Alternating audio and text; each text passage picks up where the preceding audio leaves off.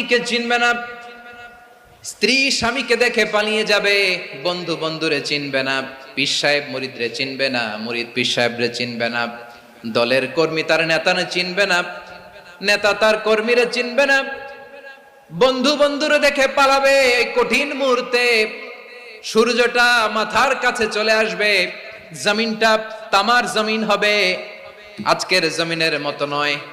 মানুষ ঘর্মাক্ত, ক্লান্ত, শ্রান্ত মাথার মগজগুলো কানের ছিদ্র আর নাকের ছিদ্র দিয়ে বেয়ে বেয়ে পড়বে। বিশ্বনবী ফরমান, ময়দানে 7 শ্রেণীর ব্যক্তিকে রব্বুল আলামিন তার আরশের নিচে ছায়া দিবেন। তার মধ্যে প্রথম শ্রেণীর ব্যক্তি হলো ইমামুন আদিল। ইমামুন আদিল, ন্যায়পরায়ণ শাসক,